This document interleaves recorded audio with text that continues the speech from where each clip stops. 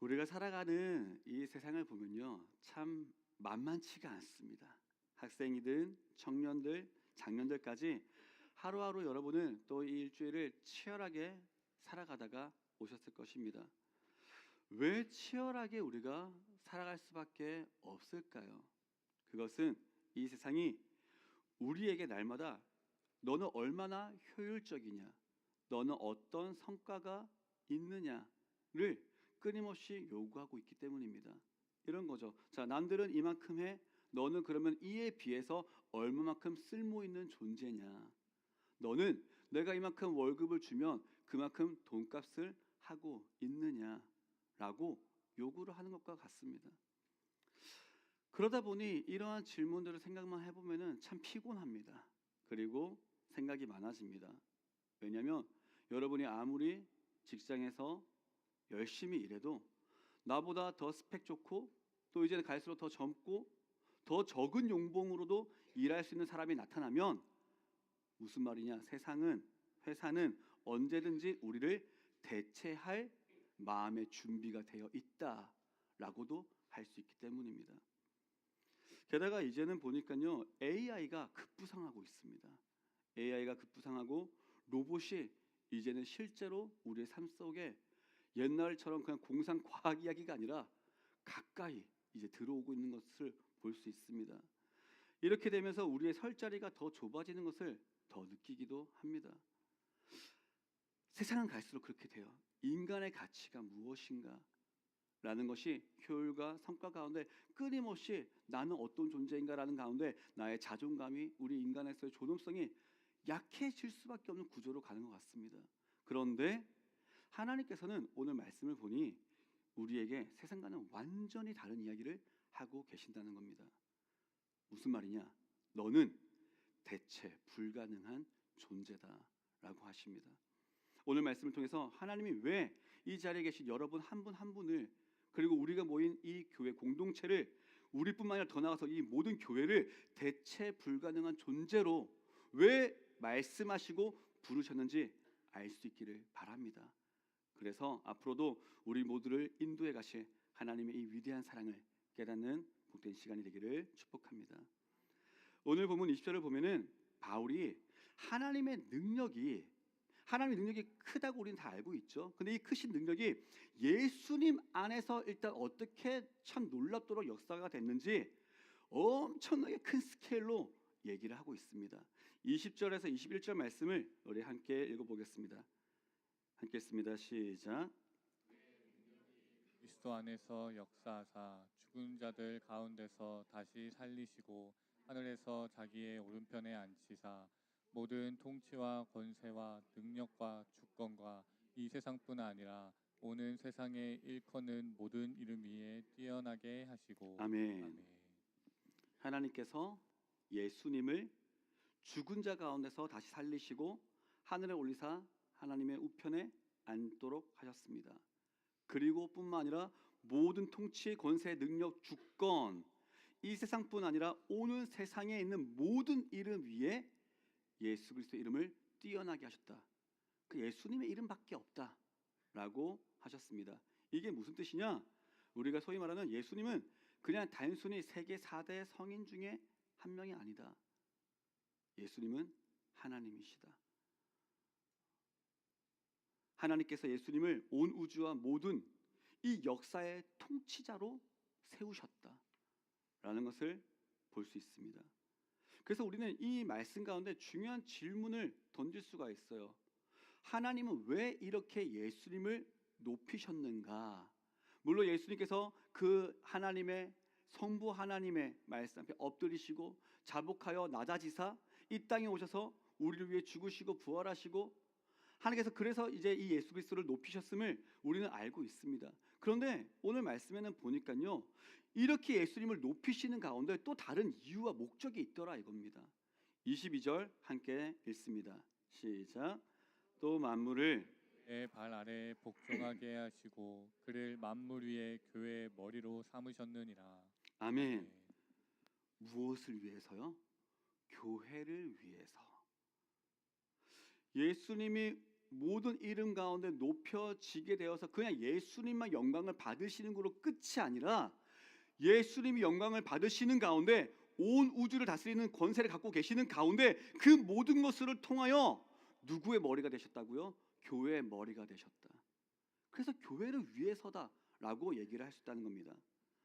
이렇게도 말할 수 있습니다. 하나님이 이 우리의 모든 인생의 역사의 수레바퀴를 움직여 가시지 않습니까? 우리는 우리의 인생을 어떻게 할지 모릅니다. 하지만 이렇게 하고 있는 하나하나의 기여들이 다 맞물려서 돌아가고 있는 모든 것들이 하나님의 은혜와 하나님의 소관 가운데, 주권 가운데 있는데, 이 세상의 흥망성쇠를 주관하시는 이유가 단 하나, 교회의 머리 대신 예수 그리스도께서 몸을 위하여 운행해 나가시더라 라는 겁니다. 저만 놀랍습니까? 이 무슨 말이에요? 온 우주가 조연이라는 거예요. 우리는 우주의 존재 안에서 보면은 참 먼지와 같은 존재다라고 우리는 느껴집니다. 그런데 이 우주가 조연이고 너희가 주연이라고 하고 계신 거예요. 여러분이 주인공입니다. 네, 감흥이 좀 덜한 것 같은데. 하나님이 그만큼 여러분을 소중히 여기신다는 겁니다. 하나님은 물론 우리 인생의 주인이십니다. 우리의 하나님이십니다. 신이십니다. 근데 그 신이 우리를 귀하게 여긴다는 겁니다. 세상의 권력이요, 아무리 커 보여도요, 돈의 힘이 아무리 세 보여도요, 그것들 모두 다 예수님의 발 아래에 있습니다. 예수님이 그 만물을 밟고 붙들고 서셔서 우리의 예수 그리스도의 몸인 우리를 붙들고 계신다. 하나님께서는 저 큰 우주보다 여기 모인 우리가 훨씬 더 중요하다고 오늘 말씀하고 있습니다. 문제가 있어요. 그런데 뭐냐면 하나님이 그렇게 여러분을 소중하다, 중요하다고 얘기하시는데 우리는 우리 스스로를 어떻게 생각하고 있느냐라는 거죠. 우리는 교회에서는 지금처럼 아멘이라고 고백합니다. 나는 하나님의 자녀다. 제목대로 얘기하면 난 대체 불가능한 존재다, 소중한 존재다 고백은 합니다. 그런데 이제 다시 오는 시간을 마치고 예배당을 나서서 현실로 돌아가면 어떻습니까? 다시 여러분이 또 한 주간 동안 살아가는 그 모습과 처한 상황을 봤을 때 여러분이 이 온 우주의 주인공인 것처럼 느껴지십니까? 솔직히 그렇지 못할 때가 많아요. 매일 아침 눈을 뜨면 또 치열하게 학교를 가고 직장을 가고 사업장으로 가고, 자, 우리 직장과 사업장에서 열심히 벌었던 돈들은 어느 순간 모르게 월급 날이 딱 됐어요. 그냥 찍히고 빠져나가는, 다시 또 카드값으로 돌려받아야 되는 그런 일들이 우리 인생 가운데 비일비재하게 있습니다. 젊은 친구들이 많이 보는 SNS를 보면은 남들은 다 잘 먹고 잘 사는 것 같아요. 그 중에는 예수님 안 믿어도 정말 잘 사는 것 같아요. 그런데 하나님의 자녀라는 나는 왜 이렇게 뭐가 없지? 애쓴 열매가 없지? 이 나이 이렇게까지 됐는데 이뤄놓은 게 뭐가 있지? 돌이켜보니 아쉬움이 남는 우리의 모습들이 보이더라 이겁니다. 그러면서 우리는 얘기합니다. 요즘 말로 이런 말이 있대요. 이생망. 무엇인지 아십니까? 오! 야, 우리 교회가 이렇게 젊습니다. 네. 이번 생은 망했다. 네. 네, 맞아요. 그렇게 생각을 해요. 이처럼 우리는 끊임없이 머릿속에 계산기를 두들깁니다. 그리고 남과 비교하며 저울질합니다. 그러다 보니 불행해집니다. 대체 불가능은 무슨 말이냐? 나 하나 없어도 세상은 잘만 돌아가지. 하나님이 일을 이루시는데 나 같은 사람 통해서 뭘 하실 거야? 더 유명하고 더 저렇게 귀하게 쓰임받을 수 있는 사람도 수두룩 빽빽한데 라는 생각이 쉽게 들 수 있습니다. 이것이 오히려 우리가 마주하는 내 마음이지 않는가 생각이 듭니다. 하지만 여러분, 우리의 생각이 중요한 게 아닙니다. 우리의 감정과 생각을 다 모아서 누구께로 가야 됩니까? 하나님께로 가기를 바랍니다. 하나님이 우리의 창조주가 되십니다. 우리의 주인이십니다. 하나님이 나를 어떻게 바라보고 생각하시는지가 중요하다는 거예요. 그런데 그 하나님의 생각이 어떻다고요? 다르다고요. 하나님은 우리 한 사람 한 사람을 얻기 위해서 하나님의 아들을 십자가에 죽게 하셨습니다. 그리고 온 우주의 질서를 우리 사람을 위하여 지금도 운행해 가고 계십니다. 세상은 우리를 언제든 갈아치울 수 있는 소모품 취급할지 모릅니다. 하지만 하나님 보시기에 우리는 예수님의 생명과 맞바꾼 대체 불가능한 존재다 라고 하고 계심을 꼭 기억할 수 있기를 바랍니다. 우리가 모인 이 교회 공동체도 마찬가지입니다. 우리가 이제 창립 4주년이 되었습니다. 오늘 우리가 이제 확인해야 될 것은 우리가 4년 동안 왔는데 자, 무엇을 이루었는가? 몇 명이 부흥이 되었는가? 예산이 얼마만큼 늘었는가? 은행은 가니까 그거 보더라고요. 뭔가 좀 다르게 신용카드를 좀 쓸 수 있으면 좋을 것 같아가지고 발급받으러 할 수 있는가 갔더니 교인이 몇 명이에요? 1년 동안 어떻게 되는지 그 예산되는 그 통장들 한번 다 보내보세요 했더니 결과가 네, 귀 교회는 신용카드를 발급해 줄 수 없습니다 라고 하더라고요. 이유가 왜 그렇죠? 했더니 사람이 일단 성도 수가 적고요. 그리고 1년 동안 움직이는 돈이 적어서 안 된대요. 네, 그것이 세상입니다. 제 마음이 슬펐을까요? 왜 우리 교회가 이랬을까? 라고 했을까요? 아니에요. 그냥 그런 거예요. 객관적인 거예요. 세상에서는 그냥 그런 겁니다. 그런데 그런 걸 보고 왜 하며 생각해봤자 아무런 필요가 없어요. 왜냐하면 이런 건 본질이 아니기 때문입니다.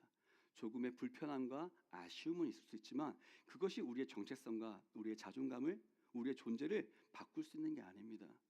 우리가 붙들어야 할 사실은요, 하나님께서 이 4년 동안 여전히 우리를 하나로 묶으시고 이끌어 오셨다는 하나님의 고집스러운 사랑이 있으시다, 하나님의 열심이 있으시다라는 것이 있는 줄로 믿습니다. 우리가 때로는 지쳐서 나가 떨어질 때도 있었을 거예요. 하나님, 더 이상은 이 몸을 이루어 나가는데 너무 힘들어요. 견디지 못하겠어요. 하나님, 더 이상은 못하겠어요. 저 좀 내버려 두세요 라고 도망치려 했을 때도 있을 수 있을 겁니다. 하지만 하나님께서 여러분을 놓지 않으셨어요. 어디가 한번 잡아 놓으시는 거죠. 그리고 여기까지 끌고 오셨습니다. 무엇 때문이라고요? 우리가 대단해서가 아니고요, 하나님이 우리를 하나님의 일을 이루시는 역사의 주인공으로 삼으셨기 때문이다 라는 것입니다. 이사야 43장 1절에는 이렇게 얘기를 합니다. 우리 같이 함께 읽겠습니다. 시작. 여호와, 너를 창조하신 여호와께서 지금 말씀하시느니라. 이스라엘아, 너를 지으신 이가 말씀하시느니라. 너는 두려워하지 말라. 내가 너를 구속하였고 내가 너를 지명하여 불렀나니 너는 내 것이라. 아멘. 하나님이 여러분을 그냥 부르신 것도 아니고 한 명 한 명 지명하여 부르셔서 이 자리에 있는 줄로 믿습니다. 하나님의 이 말씀 앞에 우리가 엎드릴 수 있기를 바랍니다. 하나님, 맞습니다. 제게 보이는 어떤 현실보다 나를 붙들고 계시는 하나님의 손이 훨씬 크십니다. 이 진리를 믿으시며 그래, 우리는 대체 불가능한 존재다 라는 것을 꼭 명심할 수 있기를 바랍니다. 하나님께서 그렇게 우리를 대체 불가능한 존재로서 대하신다라는 이 놀라운 관계를 다른 말로 이렇게도 표현하고 있습니다. 23절 3절 상반절을 보니까요, 교회는 그의 몸이니 라고 얘기를 합니다. 이 짧은 문장 안에 다 들어있어요. 세상과 교회의 결정적인 차이가 여기에서 갈립니다. 세상은 철저히 기계의 원리로 돌아갑니다. 기계는 어떻게 되냐? 기능이 생명이에요. 부품이 고장납니다. 그래서 성능이 떨어지게 되면 어떻게 하죠? 그거를 한 번, 두 번은 고칠 수도 있겠죠. 하지만 언젠가는 어떻게 합니까? 다 빼내고 새 것으로 교체해야 합니다. 그게 훨씬 더 효율적입니다. 비용을 아낄 수 있는 일입니다. 합리적입니다. 싸게 먹힙니다. 직장뿐만 아니에요. 학교도 그렇고 세상 어디를 보든지 비슷합니다. 우리 학생들, 청년들도 다 잘 알아요. 조별과제를 생각해 볼게요. 조별과제 하는데 늘 언제나 마음 맞는 팀원만 만납니까? 아닙니다. 있다 보면은 저 사람만큼은 피해야 되는데 이런 친구 꼭 있어요. 그런데 만나게 되면은 어떤 생각이 듭니까? 이 조 진짜 바꾸고 싶다. 바꿀 수만 있다면 바꾸고 싶다. 아니라면 차라리 나 혼자 하는 게 나으니까 저 사람 없었으면 좋겠다. 이게 학생들 많을까요? 우리 앞으로 갔을 때 때로는 가족의 구성원 속에서도 이런 생각이 들 때 있어요. 아, 이 사람 이제 바꿀 수는 없고 치울 수는 없을까? 여기는 다들 행복하셔가지고 그러시지 않으시죠? 세상을 보면 안 그런 것 같아요. 여러분, 졸혼이 무슨 말입니까? 살다 보니 이제는 이만큼 했으면 괜찮으니까 우리 또 한번 개인적으로 살아보자. 글쎄요, 그 정말 이면에 이 사람을 정말 인간으로서 나와 함께하는 파트너로서 정말 소중히 여긴다면 그럴 수 있을까요? 그런데 몸은 다르다는 거예요. 우리 몸을 볼게요. 우리 손가락이 한쪽에 다쳤다고 생각을 해볼게요. 골맞습니다. 다쳤어요. 그렇다고 해서 이거 성능 떨어졌네. 자, 빨리 이거 잘라내고 빼가지고 다른 우스로 바꿔 껴야 되겠다 라고 하시는 대단한 분 계십니까? 이런 사람은 없습니다. 정상이 아닌 사람이에요. 그래서 몸의 원리는요, 효율이 아니라 생명에 있습니다. 손가락 하나가 베면 온몸이 반응해요. 다 같이 아픔을 느낍니다. 본능적으로 다른 손이 이 손가락을 감싸고 입으로 불면서 치유를 위해서 움직입니다. 물론 우리 이성적인 분들은 뇌가 그렇게 하는 거죠. 그것도 맞아요. 근데 우리 인간의 몸이 그렇게 되어 있다는 거예요. 심지어는 이 손가락이 기능을 잘 못해도 우리는 이 몸 절대로 이 자체를 잘라내지 않습니다. 하나이기 때문이죠. 이게 생명이라는 것입니다. 교회가 예수 그리스도의 몸이다라고 하는 것은 우리가 믿음이 좋고 이 자리에 계신 여러분이 믿음이 진짜 좋고 일을 잘하는 소위 엘리트들만 모아놓은 팀이라는 얘기 아니에요. 그래서 자, 우리가 이제 믿음이 탁 이렇게 섰으니까 세상을 나가서 변화시키자, 이런 엘리트만 있는 게 아닙니다. 우리는 예수님의 생명으로 묶인 운명 공동체입니다. 그래서 교회는 참 세상에 있는 우리의 눈으로 보면은 답답하고 진짜 비효율적인 곳이에요. 잘난 사람도 때로는 보면 있어요. 보여요. 하지만 못난 사람도 있죠. 아픈 사람도 있고 성격이 까칠해서 남을 찌르는 사람도 있고요. 아직 덜 성숙된 사람도 있고요. 이런 모두가 이렇게 얽히고 설켜가지고 교회가 되어 있다는 겁니다. 일반 회사 같았으면 진작 해고 당했을 것 같은 사람들 또 우리가 모여가지고 한 팀을 이루도록, 한 몸을 이루도록 하나님이 해놓으셨어요.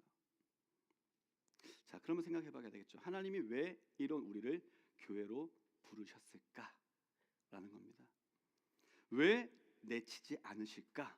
그게 앞서 말씀드린 것처럼 우리가 바로 몸이고 너가 내 팔이고 너가 내 다리니까 그런 거야. 이것이 우리 교회가, 그리고 여러분 한 분 한 분이 대체 불가능한 존재인 이유입니다. 옆에 있는 성도님들 한번 볼까요? 살짝 한번 보세요. 어때요? 마음에 드십니까? 네, 네, 마음에 들어요. 요즘에 우리 서지사님 은혜가 충만하신가 봐. 네, 네. 어때? 어머니를 보시니. 네. 솔직히 마음에 안 들 때도 있겠죠. 특히나 가족들이 좌우에 보통 앉아 있으니 어떻겠습니까? 뿐만 아니에요. 교회에서도 같이 일하다 보면, 함께 어울려 살아가다 보면 다 마음에 들 수만 없습니다. 일하는 스타일이 다르고요, 성격이 다르고요, 말도 안 통할 때가 있습니다. 그런데 그렇게 해서 이 사람 없는 게 낫겠다가 아니라고 얘기하고 있다는 거예요. 하나님은 나를 아프게 하는 사람일지라도 그 사람이 없으면 그 자체가 아픈 거야. 지금 불완전해지는 거야 라고 얘기를 하십니다. 그렇게 하나님께서 우리를 묶으셨습니다. 다시 생각해 봅니다. 우리가 4년 동안 헤어지지 않고 여기 이 자리까지 올 수 있던 것은 여러분의 인격이 죄송하지만 훌륭해서가 아닙니다. 제가 훌륭해서가 아닙니다. 하나님께서 예수님의 보혈로 우리를 한 몸 되게 하셨기 때문입니다.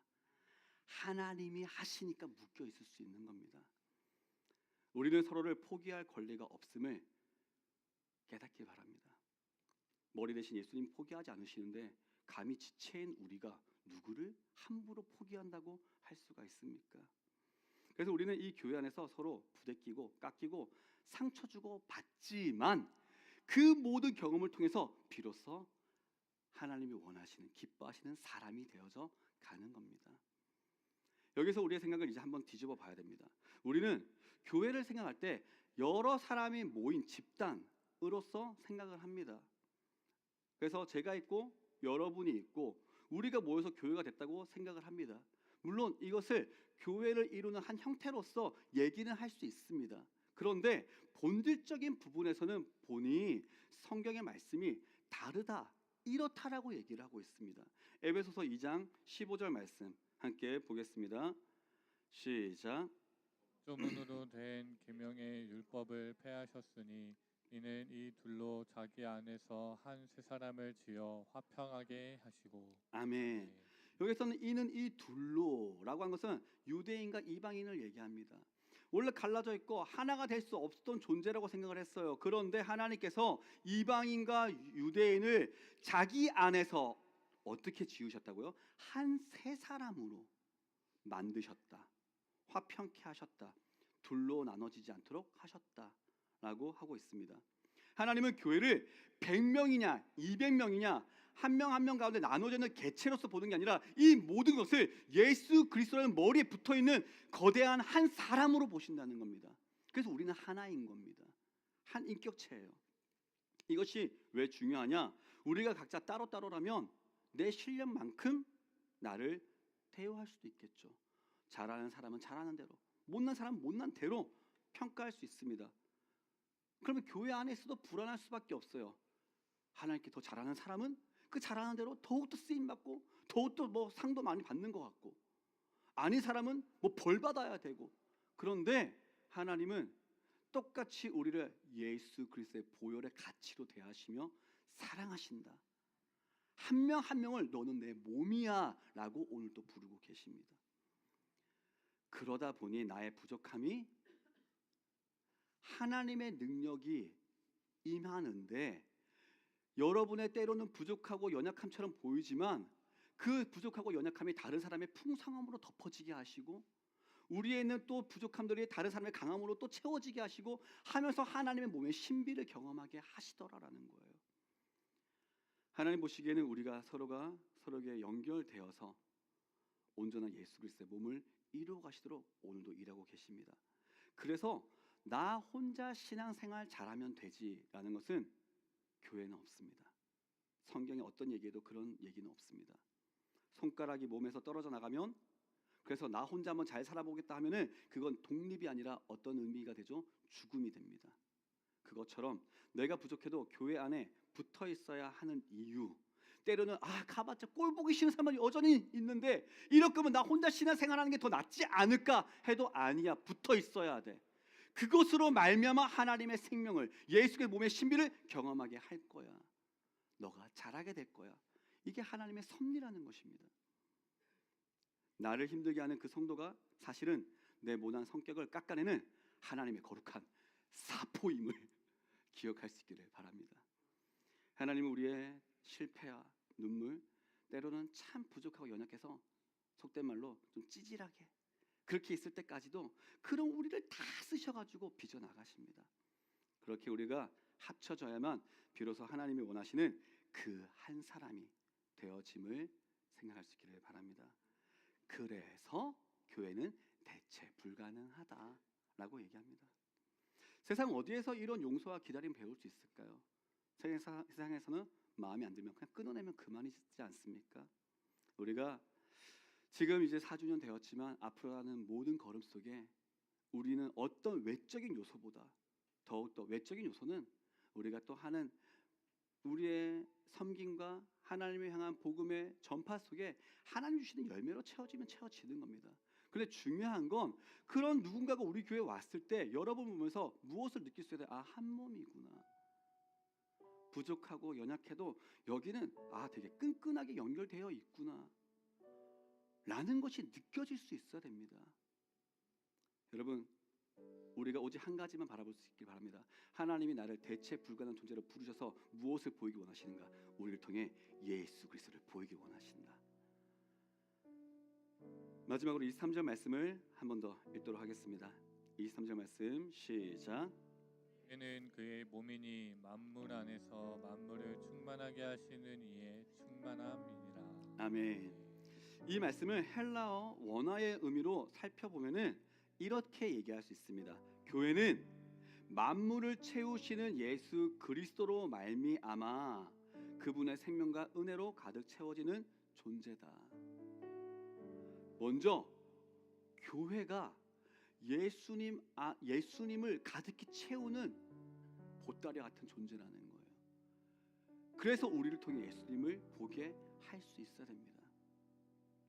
예수님으로 충만해야 됩니다.